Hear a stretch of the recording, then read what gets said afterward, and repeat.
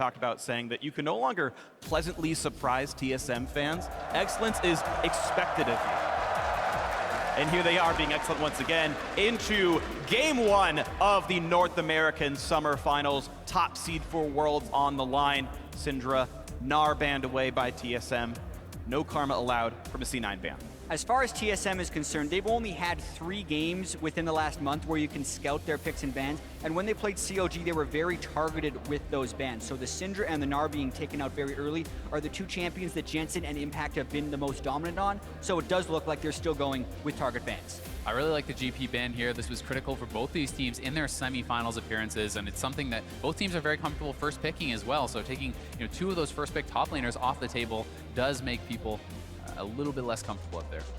And this is interesting, actually. Yeah, TSM adding in an Olaf ban into champion we haven't seen played, but TSM banned that last week as well when they played CLG. Exactly, all 3 games, and that was off of one Xmithy game that Xmithy had on Olaf in the quarterfinals. But there's a lot of information we don't actually have access to.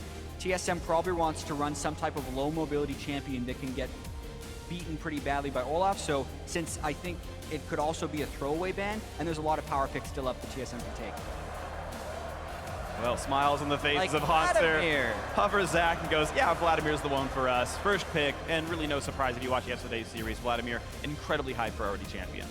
And Vladimir is something that, I was going to say with Olaf, people are talking about Taric-Olaf combo. That's a champion that has been rising a lot in popularity as far as supports go. And Vladimir Taric is very strong as well. It's something that is a little bit more situational, obviously. You want to have that matchup into melee supports, but a very strong option.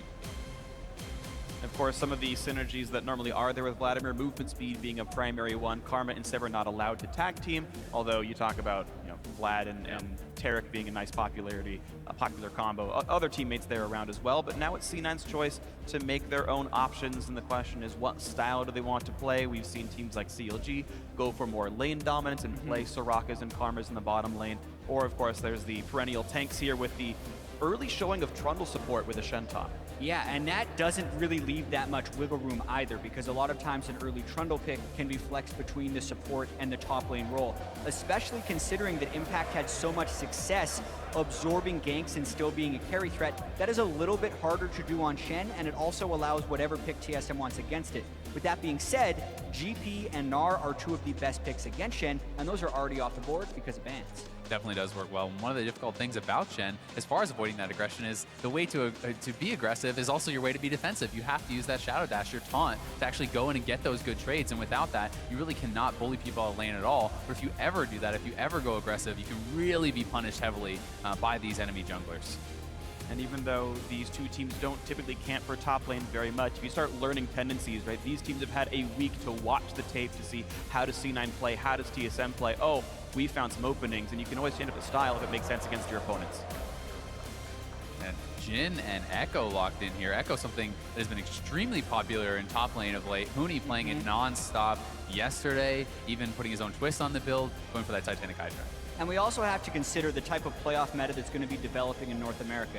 The 2 teams in the finals were scrimming both CLG and Immortals, so they're going to share a lot of the power picks that were strong in those scrims that are going to be happening on the stage. So that's why we're saying if you watch the games yesterday, you're going to understand these power picks. Vladimir and Echo were huge for Immortals, as was Jhin. I know that's happening pretty globally as well, but those are 3 power picks really for TSM, and we're not seeing counter picking happening yet. It's just the power picks. I also really like the Jhin pick here, specifically because Sneaky is known for his Jhin, right? He's so good. So not only is this a power pick, it's also a takeaway. Take Sneaky off of one of his very best champions and put him on something else. What's interesting here is the fact that Rek'Sai has gone so late in the draft. You talk about power picks, Rek'Sai has been the queen of the jungle in a certain sense here, most popular jungler by far, and C9 kind of gets it at a bargain very late on. Now at this point, the teams are only counter-picking back and forth. We've already seen 5 unique roles picked in the first 5 champions, so now it's just, what's your matchup going to look like? Yeah, I also think in the first game, since it's a long 5-game series, there is a little bit of feeling out and trying to get the other team to reveal their hand. You don't necessarily know if a team prioritizes Rek'Sai or Gragas, so when you see that Cloud9 will immediately go with the Rek'Sai, it means they have a very tanky team. TSM still has the chance to take some type of shredding champion if they want to, and we're going to get to see if they do go for the Gragas or if they try and mix up that jungle match. Also really excited to see what Jensen's going to go for here, because he does have that last pick, counter pick, and Going into that Vladimir, a lot of people have been struggling with these lanes, but Jensen has showed us a lot of different champions. Yeah, and his counter picks have been super high value. The Yeah. Syndra has been his most played throughout the playoffs, and it's also fairly tricky to play assassin-type champions against a Tom Kench, which has been banned by a lot of teams against TSM and played consistently by Smoothie. It's another one of those picks that has been taken away. Can't wait to see what Jensen has because they're targeting this counter pick. Two of the most common ones are Cassiopeia and Malzahar. And you mentioned playing assassin types is hard into Tom Kench. Well, with that Tom Kench picked up, I would not expect Malzahar. We know that Jensen's had somewhat of a unique champion pool. He's brought out things like Vel'Koz when it was uncommon for other mid laners to do so. He's been hovering this Xerath for a very long time. As the 10 seconds tick down, they're using this time for Reaper to talk to the team and tell them, here's what we need from you, here's how we're going to play the game. He knows the team comp already, and Cassiopeia, I think, the unsurprising last pick here, as Jensen will bring it out. And he's going to go Ignite, which really speaks to his confidence about winning this lane. He wants to be able to go aggressive. He's not playing Ghost, more that kind of utility that a lot of people like to take on Cassiopeia, but going to be going Ignite. And if Bjergsen is going to take Combat Summoners, not take TP or anything like that too, the lane is going to be very explosive, and a lot can be decided by these early minutes of the game. Yeah, and I really want to see how well C9 can use the pick potential of the Trundle and the Ashe to focus towards Jensen's lane even more so, because if Bjergsen gets going on Vladimir, we've seen Pobelther, we've seen in the European finals, Vladimir's have been getting absolutely out of control, and they don't necessarily have a great late game answer to that. So that's why I think the Ignite is taken in lane, and I expect some very heavy focus on the mid lane in this first game. As long as the ganks can happen, if you can make Rek'Sai and Cassiopeia train down on a Vladimir, then good for you, but it's been difficult. One of the reasons that Vladimir's been so popular as an early blind pick mid laner, because you rely on your outplay ability to get away from those matchups and not get killed off at all. But of course, we've seen it turn around. So champ select is done. The 10 players have locked in their 10 champions, and now it's time for the first of many handshakes between these coaches as we get ready to start our best of 5, our test to determine the best team in North America, who's the #1 seed heading into Worlds. And so you in the crowd and you at home, let us know who you are behind. Hashtag TSM win, hashtag C9 win. It's time to start. Let's go into game 1. This game 1 is going to be so important for gaining momentum throughout this series, for asserting your dominance, and really for dictating the picks and bans for the rest of the series. You know, if you can shut down a Vladimir early in this game, maybe you don't need to ban it out, but a lot will depend on that. And you can see the Canadians here in attendance. They don't need Twitter to let you know they are behind TSM primarily. Yeah, Wouldn't be an NA event without that. the pressure of the series is also going to be something we have to keep track of. Yesterday we saw COG and Immortals never backing down from a fight, perhaps even influenced by the crowd to go in more than we were used to. But if we look at what happened in the semifinals when TSM was playing a little bit nervous, they actually had a lower combined kills per minute than any team had in any team had in the regular season. So TSM was actually playing extremely slow in those semifinals. And I actually feel like if they do that, it would favor Cloud9 a little bit, because Cloud9 played very slow in the regular season, and TSM excelled by that controlled aggression they were able to show in the early games. So they need to get back to that, I think, now that C9 is their foe in the final. And they have had another week to practice up, to get more comfortable in this patch, and we'll see if that's going to shine through in the finals today. It's really up to their training, because Double said in an interview with you, Jat, that the reason they played so slow is they were afraid. They had been upset by CLG twice in a row, and they were so worried about screwing up the game. Double said after watching the games afterwards, he's like, we were up 10,000 gold that entire time. I didn't realize that at the time. I was so worried about throwing the game away. And now you're back on the finals, TSM. And for some of these guys, their first time in the finals with this squad, and they've got to make it work. And we've even talked with Biofrost. He said even though he's been able to step up to the pressure so far, that's the LCS studio that holds a couple of hundred people. This is 15,000 sold-out fans, Canadian fans, and Biofrost went to the University of Toronto. Like, this is a hometown game for him, and the pressure could not be higher. This is the most pressureful game he's played his whole career. It certainly is, and for Jensen as well, his first finals here in this kind of a stadium is ridiculous. And some players will rise to that pressure, and some players will crumble. Now we'll see as it happens. Right now we have the start of the laning phase as the duo lanes back and forth. Biofrost and Doublelift, the most dominant duo lane in North American League of Legends. But Sneaky and Smoothie, no slouches in their own right. Doublelift, though he's still new to Jhin competitively, did win the game he played on it as they trade back and forth, get some damage onto Sneaky. Yeah, and to me, his Jhin looked incredibly clean. Like, he's put in a ton of games on this champion. So even though Sneaky was the first one to pick up Jhin, by no means do I feel like Doublelift is a slouch. And just based on this lane matchup, I feel like the Tahm Kench is a little bit better than the Trundle here, and I'm expecting TSM to have a little bit of lane pressure at the start. I also think it's pretty interesting because Sneaky is so known for his Jhin, and Smoothie has made a name for himself on Tahm Kench, so they're extremely familiar with the champions that they're going up against. And you have at times seen people kind of get caught off guard, you feel, by playing against Tahm Kench, and this is not something that should happen whatsoever here. Yeah, and I also want to talk a little bit about the two melee supports, because we spent a lot of time talking about range supports throughout the regular season, and then TSM did triple melee supports all throughout the semifinals, and actually split to Lost Lane, which is a big departure from the giant CS differential they had during the regular season. Ooh. Oh, really Last nice attack by trade. Hanser not worth. Yeah, he let Impact get the grass pit off, which is just worth more than a phase dive. Corruption Potion might be able to sustain him up, but that's great for Impact. But here we go. That's the exact thing you can do with Tahm Kench if you ever get pillared off. But basically, if they do try and get too aggressive in the bottom lane, the junglers could very well punish, which is one of the reasons we're seeing fewer duo lanes try to get that CS lead via a ranged support matchup, because the melees are better at gank follow-up, and the junglers are just super strong at ganking in this current meta. Absolutely. Gragas and Rek'Sai both have flash into some kind of knockback, and life gets hard when you've already been CC'd at the start of the push. So right now, gold has been close to equal. Looking at the two mid laners fighting back and forth, and it's Jensen and Bjergsen, the two Danes in the mid lane, and it's a very, very tight timer right here. Only a 3 CS difference, but a slight lead for TSM's reigning MVP mid laner. So far, so good. Pretty equal game. And it's Saren to make the first move into the enemy jungle, getting some vision down there. A couple wards on the top side allows Hanser to play much more aggressive. You can see as levels go in, Jensen getting those extra skill points in Twin Fang starts really bullying the opponent out.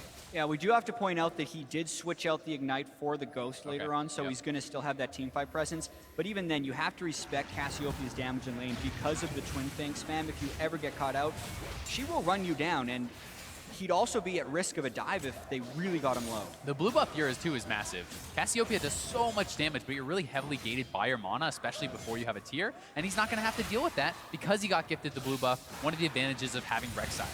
And it was a oh, he might get him! He won't quite die to the poison. I don't think. Oh, he does! Oh, he burns down! Bjergsen did not expect the output, and Jensen claims first blood at level 5. The solo kill on Bjergsen, the MVP, to start things off. What a play by Jensen. And we were kept talking about the danger of the early Cassiopeia and the sacrifice Meteos made to give that blue buff early. They also gave away vision in their red buff jungle to make that power play in mid happen, but it's just an outplay at the end of the day by Jensen. He gets just enough damage down to Bjergsen. Bjergsen wasn't burning his summoners to dodge it because he thought he'd be able to leave, but it was that minor miscalculation on a huge stage. Yeah, and he's moving forward, and Jensen, with no fear, pushing in, gets the last tick off. I really feel like Bjergsen was hoping to be able to get a Q off there because it was empowered and he could heal, but he just was between two decisions of saying, Jensen, you have to sit in turret. He realized he wouldn't be able to get the Q off and it was too late by the time he ran away. And it's a hard choice because that W, yeah, you avoid any additional damage, but you actually deal damage to yourself when you do use it, so that actually caused him to burn down, and really big deal there for Jensen. He needs a big start here on the Cassiopeia. And now his start's going to be huge. He's got 1,000,000 mana. Even though his blue buff is timed out, he's not only got the Tear of the Goddess, but also now the Lost Chapter for the extra mana regeneration. And you were mentioning earlier the fact that Ignite might have been important against Vladimir, but Cassiopeia is a naturally Morellonomicon user. She'll get the healing debuff on him anyway by the mid-game once the item comes through, so the healing debuff will be there. And C9, in one of the best starts they could possibly have, getting these items in early for their star mid laner, their carry. Certainly, especially when you consider the fact that C9 is running such a tank-heavy setup. There's a lot of onus on Cassiopeia, on Ashe, to actually get that damage out.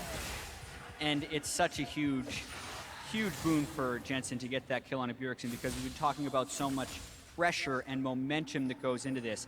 Not even having to burn a summoner for that solo kill.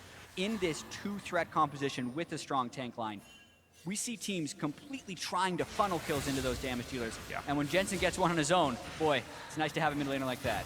Full mana, Lost Chapter, thank you very much. It's really just been a difficult road ahead. Bjergsen doing the best he can to keep up in farm, but once again, gets the pain train down. if you land the Noxious Blast, the Q from Cassiopeia, you'd get a move speed buff and you chase him right in. Yeah, and it's so tricky right now because Svenskeren, you really want to visit that lane, but the vision control is being pushed up into their jungle, so TSM is a little bit restricted from being able to gank there.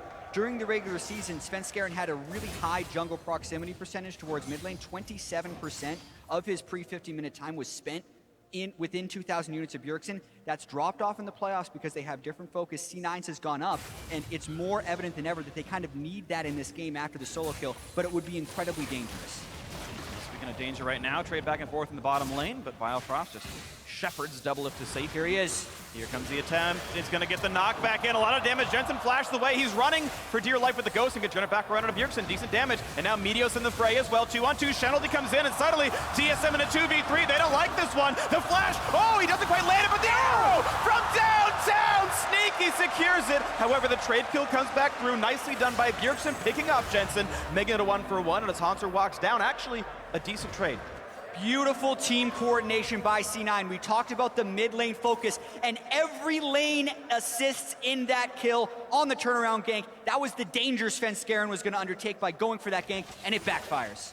Definitely did, but it's at least a 1-for-1 trade. You know, Bjergsen's able to actually get that kill onto Jensen, so not too bad, all things considered, and here we are going to have that gank once more. Actually thought Jensen could have flashed that, but maybe he wanted to try to bait it in a little bit, and he is going to be able to trade a lot of damage out here as that Shen ulti comes in. It feels like they're springing the trap, and watch this here from Jensen. The flash is actually, I think he actually body slammed him out of his taunt flash. Yeah. He taunt flashed into a body slam. That's and he, so well done.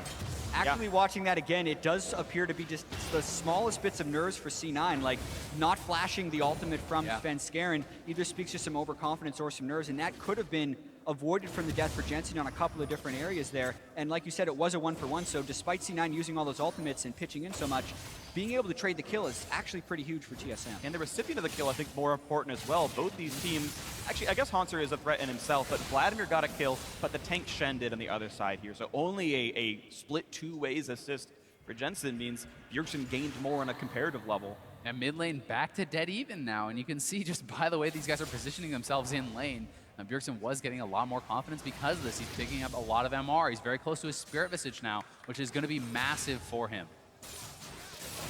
We walk back into this game as Impact just trades blows with Hanser, but you can see sort of the payout that's been happening. TSM, the gold deficit only 3 to 400 despite being down a kill. They're farming quite nicely for themselves. These two tanks battling back and forth. They don't quite have the damage to kill each other off as they attempt to sustain through each other's damage output. Svenskeren hoping to upset the balance here. Shen wouldn't like that, but it's going to go for it anyway. Doesn't quite land the stun. A good taunt to get out of parallel convergence.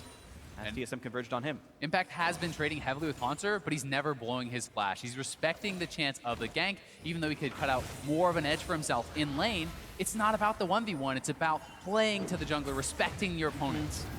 And speaking of the junglers, Svenskeren really trying to get pressure into Meteos' jungle, and Meteos going with a really odd build. He actually completed his Yoram's Fist first. I've almost never seen that in pro play here, and then the Cinderhulk component. I think it's actually just about stacking up the passive for additional HP with the Bomby Cinder. You want to be super tanky, Strength of Ages as well, and trading happening in the top lane. Better damage coming through. Impact getting the better of it so far as Hanser puts in the slow, runs away, and says, yeah, all right, Timewater hits you. I'm going to back out of this one. Yeah, I think as you talk about Meteos' build, I've seen him build that item specifically several times, and it's not just as a necessarily a component of Titanic Hydra. He just sits on it quite a while. It was his first item after his jungle starter, so a lot of times you'll see the Sightstone or the Cinderhulk, but I understand the stacking component and fights are happening. Hawks in a bad spot, but also a nice fight in the bot lane. The pillar catches Biofrost, who doesn't have a way out and just dies. Doesn't even pop the gray health, and now Doublet's in danger. He's gonna go down. A double kill for Sneaky. C9 2v2 outplay in the bot lane. They don't get one, they get two. And that is such a huge swing right there because we've now seen 3 essentially solo deaths from C9 over TSM. TSM's greatest asset throughout so much of the year, they've been saying, is their skill in the solo lanes. But if any team was going to match them, it was going to be C9. And right now, C9 is surpassing them. And at the same time in the top lane, Impact actually forced out Hanser's flash. They're getting advantages all across the map. What a game so far by C9 as we watch this 2-on-2 again. Yeah, and Biofrost gets caught by the pillar, doesn't use his thick skin in time. Doublelift was sticking around thinking that fight was going to extend. Doublelift didn't heal either. That was just a miscommunication and lack of using the skills properly, and then he just gets hit by the arrow. So everything goes wrong for TSM in that duo. One thing you actually really have to be worried about as well on Tahm Kench, when you use your W defensively, you essentially have no power in that actual all-in. So if you eat someone out, your AD carry, they can all-in on the Tahm Kench, and he can't really fight back whatsoever against that Trundle. And it's Grasp the Undying on Trundle. He's actually a better fighter. The keystone usage by Smoothie makes him really, really strong at the 2-on-2. Got an extra chunk down on a double lift. Helped guarantee the kill came through. Sneaky still has his heal up, double lift the same. Biofrost has his exhaust in case another fight does happen, but that cooldown's not terribly long, so Smoothies is up pretty quickly. 2,000 gold lead though, Cloud9 sizably ahead right now, and honestly against many expectations, C9 winning in this final, hoping for their third. Well, specifically the way they have pulled ahead by 2,000 gold as well, with a solo kill from Jensen, and then a dual lane 2v2 double kill by Sneaky and Smoothie. These are individual outplays by C9, and now the question will be, can they use team play to extend this lead against TSM? Because that has been their biggest criticism throughout the year, is their ability to play as a team and close out games. Obviously, it's just 2,000 gold in 13 minutes, but they do have a lead, and to win, they need to extend it. Looking to extend it now in the mid lane. Bjergsen not in a happy place. Thankfully, finally bought boost of speed for himself. Sometimes you get these breakpoints where Cassiopeia is passive, which gives her movement speed instead of buying boots. Sometimes just gives you this breakpoint where you're just chasing people down, you can't handle it. Bjergsen with a bit of move speed now is going to have a little bit better time running away from him. They have been trading farm pretty equally back and forth for the last few minutes. And it does feel like now, with that flash down on Haunster, Impact has the edge in the... Oh, wow. There's actually a really nice pillar there in the bot lane. It was actually Jhin ulti came out, and Smoothie just pillared him out of it immediately. Well, he got rooted, but doesn't go for much more there. Could have been a tight timing, but nothing quite happening. The junglers right now a bit far apart. Rek'Sai just on the east side of the jungle, and Svenskeren just backed up, recalled, and got a couple of ruby crystals for himself. We'll see where the junglers go next, but the funny thing is, 3 of the 5 kills this game have been without jungler intervention at all. It's just been heads up, lane out plays, 1-on-1 in the mid, 2-on-2 in the bot. And it's just, all right, guys, enjoy your farming. We'll take care of the work from here. And now they may even be able to get the first turret, but sometimes this can be used as a bait. Here comes Svenskeren and 2 more. Here we go, the pillar and the exhaust. Sneaky gets the Shen ulti. Here comes the body slam. Could be an easy explosive cast. Knocks him back in. Bad days ahead for Sneaky. 1 kill. The root and the Smoothie could make it a second, but Impact here to hold him up for a little bit longer. Flashes away, stays alive. Just the 1 for 0, but still advantage TSM. Bjergsen's coming in. Flanking under the turret pillar to keep him away. How much does he want this dive? They want the first blood turret gold, I think. I think they're just going to try to zone them off. Every one of TSM is down in this lane, and C9 be a bit foolish to defend, here but too. Jensen finally showing up. It's a 4-on-5. The root onto Impact, half HP onto Shen. Pharaoh does a bit more damage, but now, yes, Bjergsen having to... Oh, Haunster, watch out, taking a lot of damage. The flash knockup. Oh, bit out more than he can chew, but Biofrost takes a bite out of Crime and takes him back out. They re-engage. The Snipes had a double lift. It's going to be a shared tank, and Smoothie eats the last bullet, and C9 able to just barely walk away with their lives. Sneaky has respawned. He's here to join the team once again, but TSM with a health bar lead. Even without getting an extra kill, this could still be mission accomplished for TSM if they could get that bottom turret. Otherwise, C9 is going to sneak away with an incredibly close fight. They've actually recalled a few people, and here comes Meteos. Zooming They're down. probably going to stop that turret. Yeah, they defend. What a close fight there. C9 holds on. So much tension in these games towards the first turret blood, and that's really what started this whole fight in the bottom lane. Biofrost goes in with Jhin. Sneaky has no flasher in the previous fight, and Svenskeren beats them to the punch. Just the power of Tahm Kench getting right in there, delivering the AD carry, 3 men out of nowhere. TSM faster on those TPs, and Jensen, he has to roam down so far. It's just a really well executed play there from TSM, but it looks like C9 may get that first turret anyway. Sneaky back on the lane with full health, goes for the damage, gets it down. 1,100 gold to C9 for getting the first turret of the game. And you can see Cloud9's gold lead now over 2,000 because of this. Meteos lurking around to the side. He knew Svenskeren was recalling on that brush. He pops the sweeper and gets rid of it. You had both junglers there in case something did happen. Meteos once again spots the enemy jungler and just jumps out towards the Drake pit. Yeah, and now it's really a struggle for TSM to keep vision of their own jungle since they have lost that dual lane, giving up the double kill. They sent all 5 people bottom lane, did get a kill back, but could not get the turret. Now the Drake is up. Haunter cannot join, but Impact could. So TSM would have to be very scared about trying to stop this. This is like risky. They're waiting for the barrel. Explosive cast, nicely played on both sides. Svenskeren hoped for the smite steal or the explosive steal, and C9 just waited out the timer. That Q has to blow up on its own after a few seconds. They played it right, and a Mountain Drake to C9. If they can keep pressure, It's one of the best offensive Drakes in the game, but if C9 starts getting behind, it doesn't do anything for them. Yeah, as far as late game win percentages, it's actually the best by quite a bit. Getting the Barons, getting those turrets, it's all about objectives in the late game. That is what it helps you to do. And Haunter now basing will pick up his Triforce, and this is a key moment in this matchup. It's a time where finally you get to start battling back. And it's necessary that he's able to do so, because when you pick Shen a lot of times, you're put into a defensive matchup, and you're usually just trying to absorb pressure so you get that global pressure. But in this matchup, because Impact has been playing so well, he's been able to bully Haunter, and that sets up situations like we just saw where Cloud9 can get relatively uncontested Drakes. So they're kind of having their cake with the global pressure and then eating it too with the lane pressure. They're getting everything. Haunter has to take that Trinity Force to turn something around. And one of the things you have to be wary of as the Shen now, with that Trinity Force completed, so much attack speed, you have the on-hit, you crush through turrets actually very quickly. So if you're constantly TPing away, joining other lanes, you can just be leading objectives very, very quickly as the Shen. And that's going to be maybe one of the goals here for TSM, is to play a little bit more around Haunter and use him. Go to the source of the global. It's the old adage when you're playing against a Shen or a Twisted Fate. Just go to them. They can't exactly leave easily. You knock down the structures if they do. And maybe TSM puts a bit more pressure topside. But right now, we've got some mid-game rotation. Sneaky shoves out bot, joins the mid lane. Same thing coming out here for Smoothie. And Svenskeren kind of stuck up with the pillar, the trophy that C9 are hoping to earn for themselves. Gets eaten, goes away.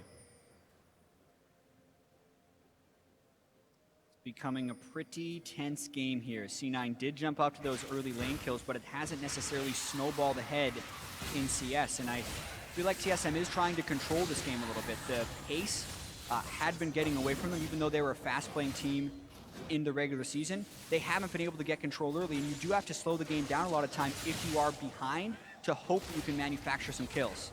And C9 really looks like they're on the hunt for more of those kills. They want to keep things going. Smart flash by Svenskeren. Ooh. Arrow was there. If the taunt landed, the arrow would have lined up perfectly. That's coordination between Impact and Sneaky. But if he hadn't flashed, he would have died. Svenskeren would have been dead, but he made the right choice going for that one.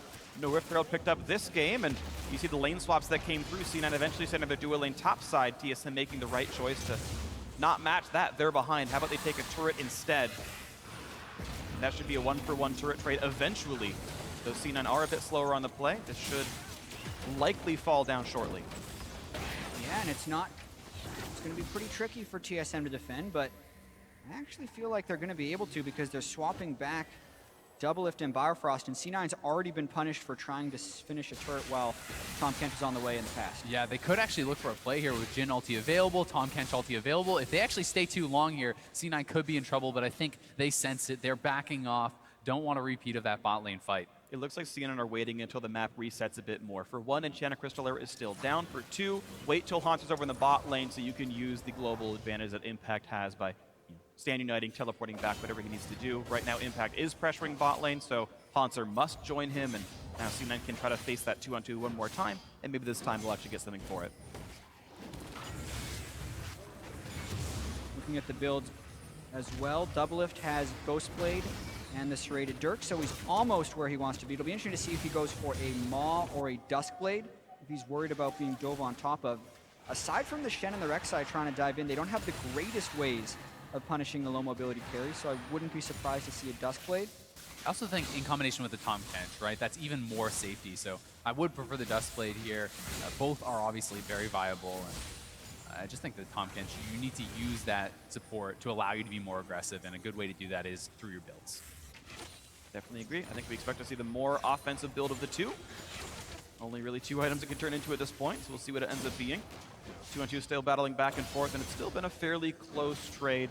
The Hurricane done for Sneaky means he always has the wave clear edge. He can get out of that lane. You see it. He's walking down the river past the Scuttle Crab looking for a chance on mid lane. Drix would have to pool under the Enchanted Crystal Arrow, but even that could give mid lane pressure. And then Sneaky will walk right back up when the wave rejoins. Yeah, but even looking at the gold, this game has slowed down and it's benefited TSM. 10 minutes ago, this was a 2,000 gold lead for C9, and over the last 10 minutes, which are oftentimes the mid games where teams can run away with games, TSM is closing it to be an even closer game. However, they have been losing tempo while doing this. C9 just needs to make sure they can keep falling those turrets to extend their lead. And the Dragons, right? The next one is going to be an Infernal. If C9 can continue to pick up those objectives, they're fine with this game going slowly. An Infernal would be a huge one for them. You see both AD carries kind of gonna have to consider their recall timing soon enough. They're both sitting on over 1,000 gold and will need to cash in on their next major item by the time this happens. Sneaky has more than enough for Essence Reaver, and Doublelift has more than enough for a BF sword at this point to push their build forward when that Drake does spawn. Yeah, and I also want to talk about Cloud9 just a little bit as a team, because a lot of people were criticizing their macro play throughout the regular season, which they have shown some weaknesses in. But whenever the game is actually very slow and drawn out, can be when C9 is at their best. With the weakness in the macro game, if they have a long time to set up plays and make decisions, it's actually good for them. It's when the macro decisions accelerate and they have to make the decisions instantaneously is when they struggle. So the pace of this game is actually strong for C9 throughout the split. And they've talked a lot about how they're improving on that throughout the split because of Reaper coming in, turning them from essentially this solo queue squad, as they like to say, into a more coordinated team that has made it all the way to the finals. But meanwhile, you have TSM, who just have been so good at this skill set. You had Bjergsen talk about in his MVP interview how much he respects Doublelift for having those really sharp, impulsive calls that are aggressive, that are on point, and said it helped him learn to be a better shot caller because of how Doublelift approaches the game. And here we have them squaring off for a Drake. Yeah, and we know C9 has a small advantage. They've been battling over wards. This is where TSM has been able to excel for most of it, but Doublelift just recalled to finish his Duskblade, and they're probably losing this Drake. He's not at the right time, and the Drake does go down. Svenskeren down to half as well. Pillar helps with that, but Arrow the arrow is in this one. But a nice chomp by Biofrost says, yeah, what's Ash gonna do when I eat your prey away? But now here comes the attempt on a turn. A lot of hits come through. Shenalty to join this one. Stand United gonna be there, and here's the 5-on-5. Bjergsen exhausted, has to kite away. Maybe there's gonna be a bit of a re-engage as the Dancing Grenade comes through, hits a few members of C9. A taunt comes back in, looking for damage on a Biofrost, pops the gray health. Impact's gonna take the Duskblade. He's gonna be alright with this one. Svenskeren now low, under 1,000. Smoothie, dangerous as well. The flash in, but he hits the wrong target. Doublelift does not click the right champion. Could have gotten a kill. Instead, they all walk away. Only the Drake losing its life, but now suddenly Hanser back in this one on the front line. He's all alone. He's out of health. Oath back in. He can't quite kill off Smoothie, and another huge mistake. TSM overstepping. And for once, we don't see TSM acting as a team. Hanser thinks the fight's still happening. The rest of TSM goes to push mid. They get the turret, but they lose on the hero play. coming back in from Impact. They want to chase. And he's got flash. Bjergsen's got a flash way to stay alive, and he's going to get out. But he almost overcommitted himself to knock down that mid turret. They did get the objective, but C9 got a kill and a Drake. And now it's what can C9 get on the back end of this play? Can they push down mid? Can they get anything back? Because it's TSM with low health bars, and C9 is back out on the field. One of the biggest criticisms for C9 was their really poor Dragon control rate. Well, that's actually been able to change this game thanks to their solo lane superiority. And as long as they can continue to control these Drakes and have somewhat favorable fights, they're in a pretty good position with the strength that Jensen and Sneaky are starting to accumulate. Definitely are getting pretty big. 2 kills on each of them, so 80% of C9's kills are on their 2 carries. That is a good sign for the team as they grow on. Infernal Drake, the best Drake to have if you have a gold lead, generally speaking. If you're ahead by much, it really cements your stat advantage. C9 in a good spot. Titanic Hydra already completed here on Meteos as well, and at level 13, that's a really big power spike with the Titanic Hydra. You actually have a lot of backline threat on someone like Jhin. It kind of peters out towards the end of the game, but at this point, if he gets on top of the Jhin, he can solo kill him. And I think that's one of the big things here. It's all about hitting that break point where they can kill the Jhin by getting the tunnel in. Specifically, a level 13 Rek'Sai, like this is a point in the game where it's actually a joke. I think Rek'Sai just crushes the Jhin in a 1v1 with that Titanic Hydra. But later in the game, they're still going to be able to push that break point deeper by adding the Shen into the mix as well. Then it all becomes about whether or not Tom Kent can devour at the right time, and there's going to be a ton of mechanics in these team fights to decide this game because we're still only 1,000 gold different 26 minutes in. A tight game could definitely be decided by one good team fight. We've seen that back and forth. If you watched the finals over in Europe, Spice were winning fights with a 10,000 gold deficit. Sure, they still lost the game, but this chance happened. CLG known for their comeback wins as well. The best teams can still make it work, and we know TSM are one of the very best teams here in North America as they look to make this comeback happen in game one. Ulti opening up. Gonna hit Smoothie, slow down. There's a nice body slam in. Looks for Jensen, but the explosive cast does not put him into the team. So far, so good for Cassiopeia. Flashes out, stays alive, dodges the snipe, and the fight is in. Sneaky with a Hurricane, looking for damage. There's a flash knockup. They're gonna go for Biofrost. That will be TSM's Canadian sword going down. They find one. They're looking for 2. Bjergsen's caught up. There's 2 for C9. 7-2 on the scoreboard right now, looking towards Baron.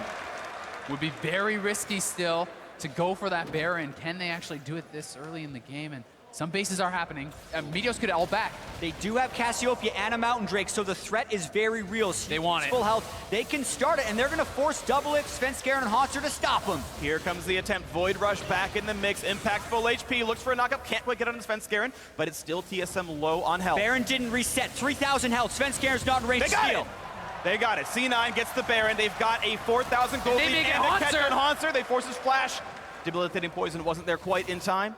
Massive swing there for C9 as they pick up the Baron, all those kills. This is absolutely huge for him. And it was Jensen, they wanted it. TSM picked this fight. They thought they could take down the Cassiopeia, but they were just short. Yeah, they tried to dump everything onto him here. They start up, they don't hit him with the Jhin. Double It didn't quite have the right angle, and that's key. Not to mention the pillar in the wall blocking the knockback from the ultimate. Then the Shen all comes in, Double It misses another skill shot on him, and that allows him to maintain damage throughout this fight, and it also allows the rest of C9 to pile in. And his positioning was so good over the wall, and then Sneaky, he sees the opportunity, flashing forward to pick up kills. And I'm pretty sure Smoothie just made the sickest play I've seen all day. I think he intentionally pillared to stop Jensen from flying into his own team. I think that was an intentional timing to knock back his own Cassiopeia through the explosive cast. Super sick by Smoothie. Happened either way, intentional or not. Kept his mid laner alive to make them win the fight, to make them get the Baron. Mid lane outers down as well. 4,500 gold lead for C9. And now it's about how quickly they can act. They will have teleport up as well as ultimate on impact very shortly. They have Baron and powered minions,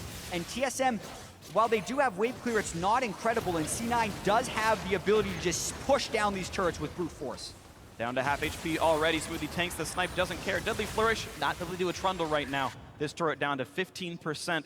Bot lane slowly getting worked on by impact. And one thing C9 has to be careful about, it's a 2-carry comp. Their comp is so revolving around Sneaky, around Jensen. They don't have their flash up on either of these guys. They need to be super careful because if they go down, gold lead or not, Baron buff or not.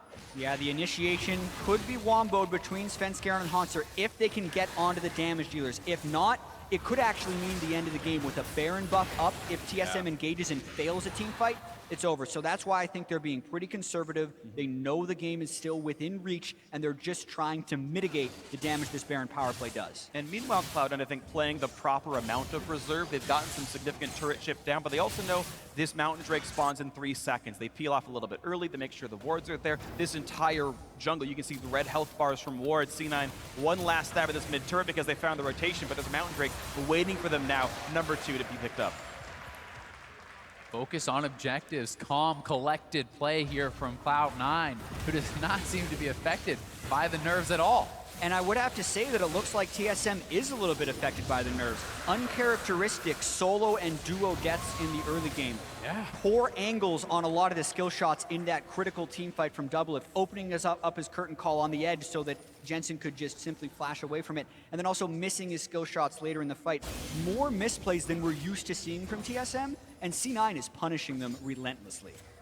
You truly are. You're seeing a incredible start to this match so far. The fact that it began with a level 5 solo kill, and C9 have never dropped the gold lead ever since then. This Baron buff still on for a few more seconds, and it will be enough to also knock down bot lane tier 2. TSM just don't have the wave clear and the movement speed to get these objectives in time. Keep in mind, Cloud9 even kills them faster thanks to these Mountain Drakes, and it's just a world where TSM can't keep up.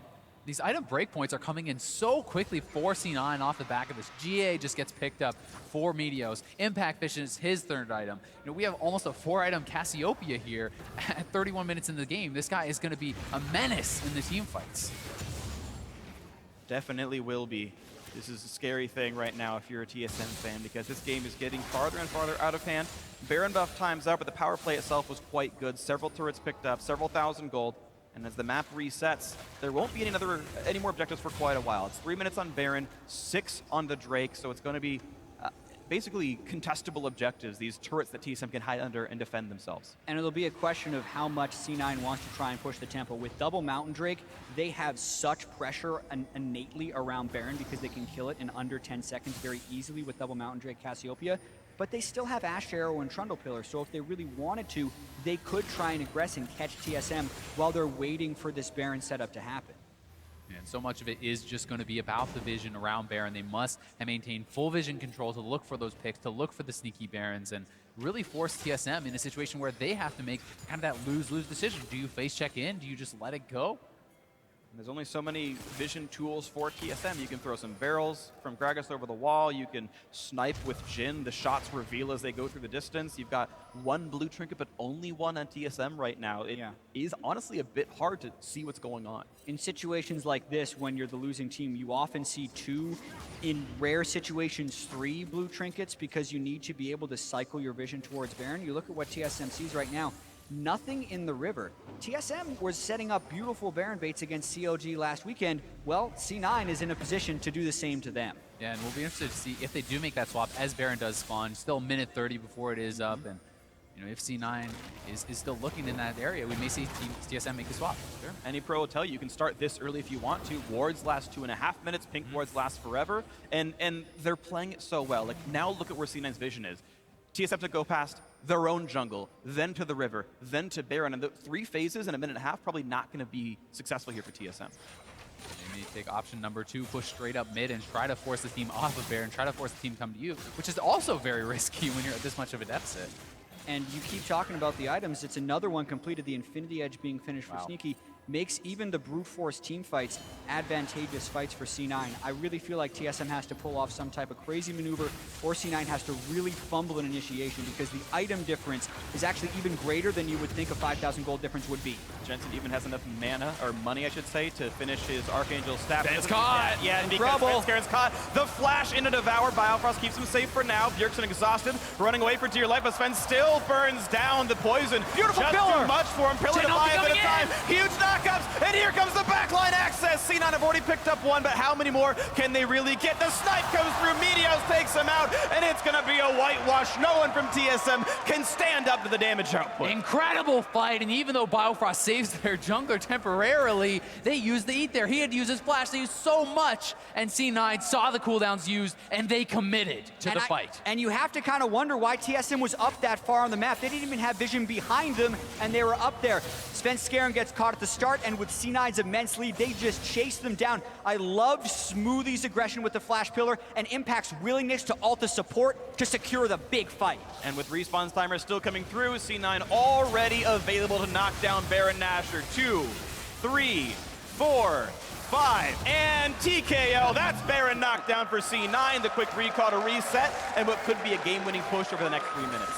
Massive lead now for C9. The rich get richer. Yeah, last Whisper now on Sneaky. That was really the last thing he needed, and we'll watch this fight once again as Sven. He's trying to counter jungle. He's way too far up there, and look at Biofrost. He has to flash forward to save his jungler, who ends up bleeding out. And at this point, they have no other means of retreat because they've already used their flash and Tahm Kench. What a pillar. The pillar perfectly sections off 3 people from TSM.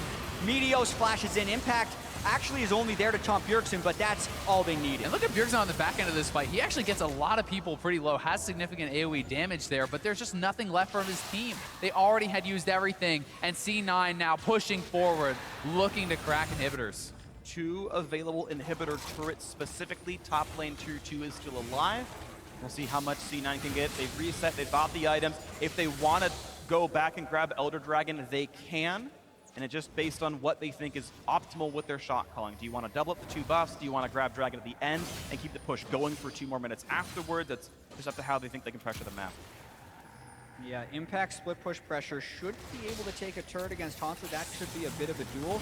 And actually, TSM's going for the fight right now. Teleport behind They C9. need to block for Sneaky. Okay, takes 1 shot, gets the shield. That'll probably time out without doing much more. Svenskern on the side, Haunter there as well. Looks for Jensen. He's got onto the back line, and it's going to be the attempt to peel. Here comes Bjergsen in as well. Svenskern gets out. They picked off one of the carries. Now it's just up to Jensen, and he's got Bjergsen on top of him. He's trying to take him out to save this fight. A quick Zhonya spot, then double it, picks up Smoothie. It's 2 already for TSM, but Bjergsen running down. He will bleed out, and that's not a good thing for TSM. Haunter's neck. Impact is there with a killing spree because they kept Jensen alive. The knockup here, and it's going to be another kill picked up, and now it's Doublelift alone, running back into his base. He gets some support back from Svenskern, but it's still enough damage. They finally do take out Jensen. Then overall, it's a 3 for 2 slight Impact lead. wants it. And it's there, the battle on top of the inhibitor. 2 tanks facing the tank and the AD carry. And take it back, 3 kills on each side here. An equivalent trade with a giant gold deficit and against a Baron buff. That's pretty good for TSM. With no last whisper, Doublelift hardly scratches the super tanks on C9, but he does do damage to the other guys. And in this fight, TSM jumped the gun very quickly, didn't let C9 set up the split push, and saves themselves in this game by going for this fight. Yeah, and Sneaky getting caught out here. Did not have his summoners. The collapse comes in from all sides. Svenskeren on the left, Haunter from the top. TSM piles in as they see that they can take down the AD carry. And it's so key that TSM got access to the squishies here. Being able to kill Sneaky eliminates one of the threats. And even though Jensen was kept safe and was the main damage dealer in this fight, it was one threat instead of two, and you can see the massive difference that makes. Doublelift had a lot of time as well, the rest of TSM, to kind of wear down this team that was sitting on about a 10,000 gold advantage before this fight. A little bit of over-aggression from C9 down the stretch makes it an even fight, and now C9 is going to go around Elder Drake. And looking for it right now. 8-kill lead, the gold still up 9K for Cloud9. You saw a lot of damage come out of those players, but Doublelift putting up 6,700 meant he was absolutely there to put in the punishment. With this dragon up, we'll see if C9 can grab it. He still doesn't have flash, but it's almost up, and that will be critical for next fight. Biofrost gets tagged! And no one can save the Tom Kench. He's gonna take a lot of damage. Pillar in the back line. Meteos knocked around, Impact in the front as well. But here comes Haunter looking for Sneaky on the right-hand side as Biofrost gets whittled down as well. Haunter pops the ulti, gets back, stays alive, jumps forward, running out of HP, and suddenly will get taken out. Jensen gets the poison onto him. This time, finally, they do pick off Bjergsen, and that is the mid laner gone. A 2-for-0 C9 with complete map control now as Biofrost looks to snipe one in the back, and he pops the Guardian Angel off of Meteos. Fourth shot a little too early. I'm not sure if it would have killed him, but it would have been close. Either way, Meteos able to walk away with his life. And C9 moving straight to the top side. They want to get more pressure on this base.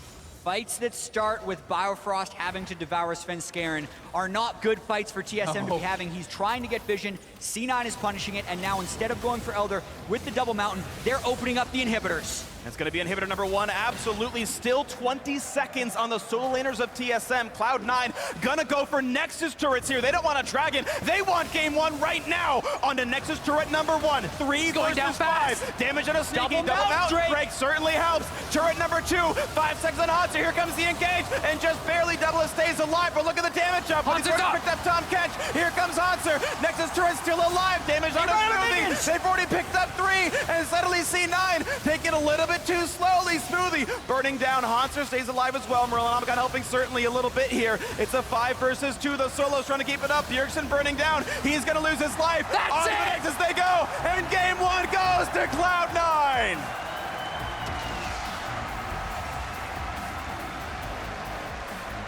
What a start to the series for Cloud9. They start out the game with a solo kill from Jensen, and then they have the team play to consistently catch TSM out and get 19 kills in what was a relatively slow game, but that doesn't matter. C9 1-0. And team play, that's what I want to talk about here. Look at the score lines across the board. Everyone getting involved. No deaths on Impact or Meteos, the tag team front line for Cloud9. And even at the very end, the clutch call to say, it's only -2, the minion wave's kind of small, do we really go for the Nexus here? And C9 made the right one, they played the fight properly, no one died in the final Nexus push, they got 4 kills consecutively and got the Nexus at the end of the day. And they had a nice tempting Drake to fall back to that they said, no, this is the fight we can win the game on, and they were right. And we saw pretty mixed predictions on the analyst desk there, 3-1, 3-2, and then a 3-2 the other way.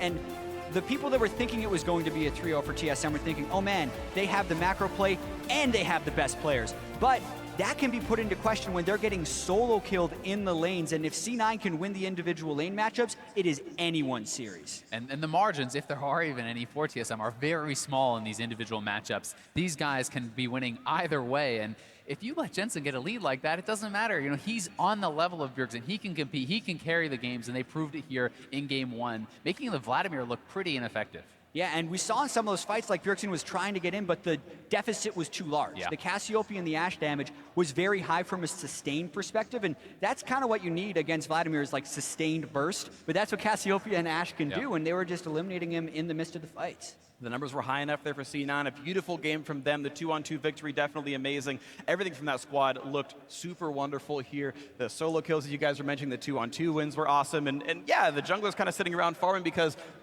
very rarely in pro play do you actually see yourselves accrue your own advantages without jungle intervention. That is almost never happening, and there were 3 such kills just in the first 50 minutes of game 1. So we might see more craziness. It's going to be an awesome series. We've got more games, of course, to play, so now let's send it back over to the analyst desk. Riv, take it away. Thank you very much, and what a first game. Outstanding performance coming in from Cloud9 and out of champion select. We thought both teams were looking very good, and it would have been a much closer game. Yeah, it did look actually like both the teams got a lot of the stuff that they wanted to use. Something that was very important, though, was the Cassiopeia coming in for Cloud9. Something we talked about a lot yesterday in the CLG match. Cassiopeia into Vlad does have the possibility of those chase down kills when she starts to get the speed boost.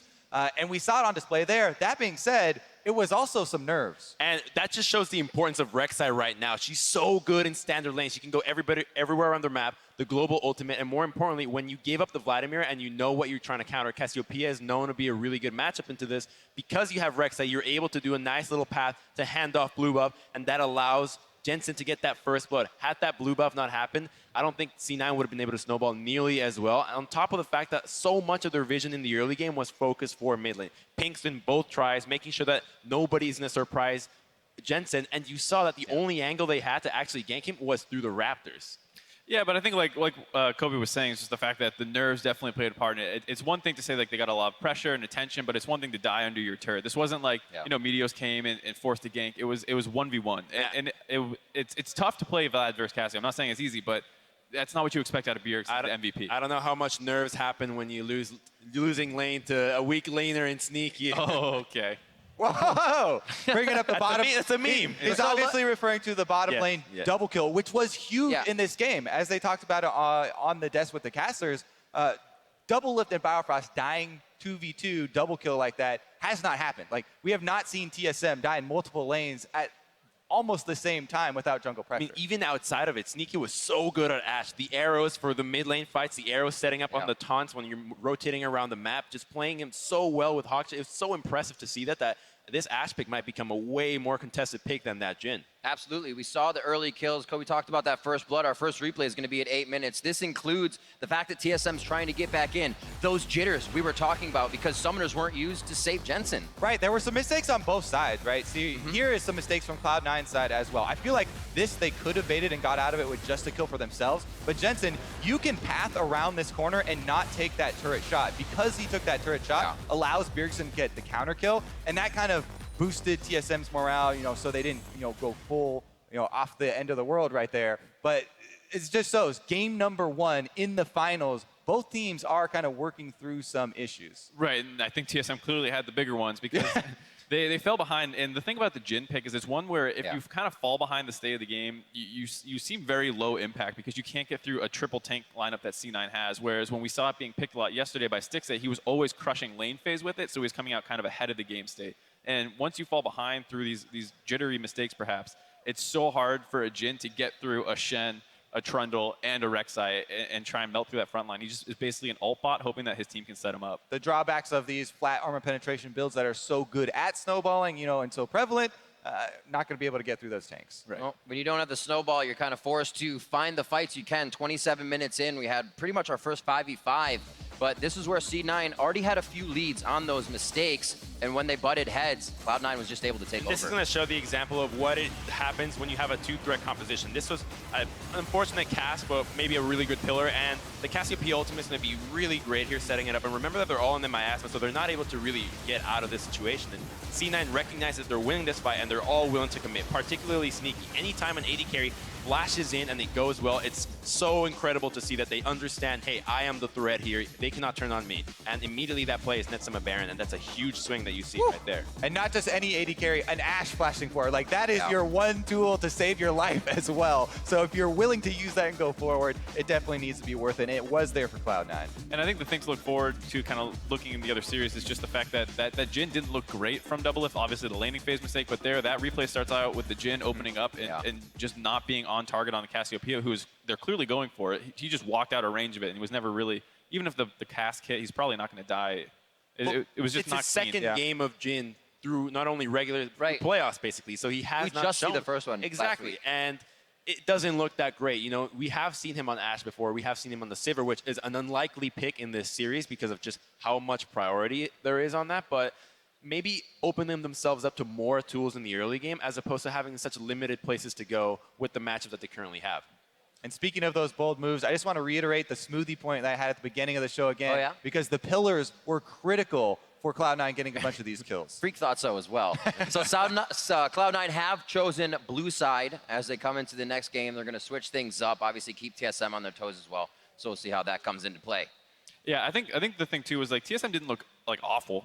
They had that really good series of plays on the bot side where they potentially could have picked up a number of kills and bottom turret. It was just out of range of them being able to do that. And I think it was good to see them moving around the map like that.